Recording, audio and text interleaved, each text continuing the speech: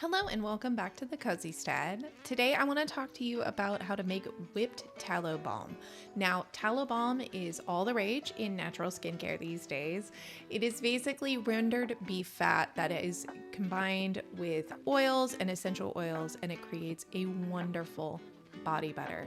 So why use tallow, right? Beef tallow is high in vitamins A, D, E, and K. It is also high in palmitoleic acid, which has been observed as being essential in treating eczema and wounds due to its anti-inflammatory effect. It's also a great treatment against diaper rash. So if you have a baby in diapers, this can be a really good natural diaper cream. Now, when I make tallow, I use grass-fed organic tallow that I get from a local rancher, just so that I know what's going into my lotion. I also like to add jojoba oil to soften it, which is effective in moisturizing dry skin. However, I do know that jojoba oil can be a little expensive, so if you are concerned about budget, olive oil is a great alternative. And then I also like to add essential oils to this, just so A, it smells nice, and B, it also has the effective benefits of your oils. So I like to use a combination of chamomile and lavender, which are both anti-inflammatory. So what you're gonna do is you're going to take your cup of beef tallow and you're gonna put it in a double boiler. I have a double boiler here that I got on Amazon, and it's actually really nice. It's a great size. I use it for a lot of things. I can put a link in the comments. And you're gonna put it over very low heat.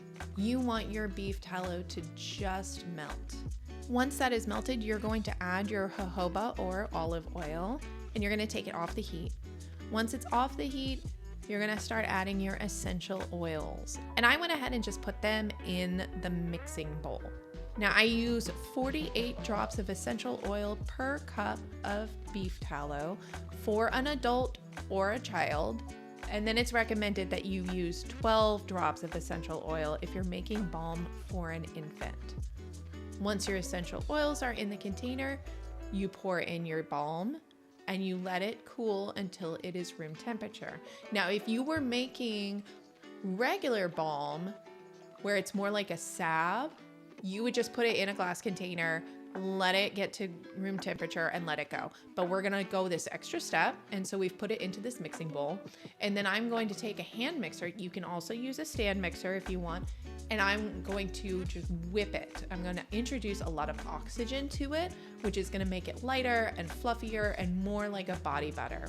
Now, I should say this does reduce the shelf life of this balm. Your standard tallow balm is going to sit at room temperature for 6 months if it's in a good container.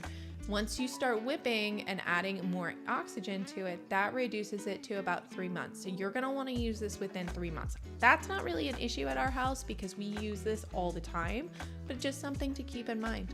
Once the tallow balm is light and fluffy, then you're gonna wanna put it into a glass container, preferably one that is darker. They have those in dark brown and dark blue so that you're not letting a lot of light in. You're gonna wanna put an airtight lid on it, and there you go. You have whipped tallow balm. It's so easy to make, and it is so good for your skin.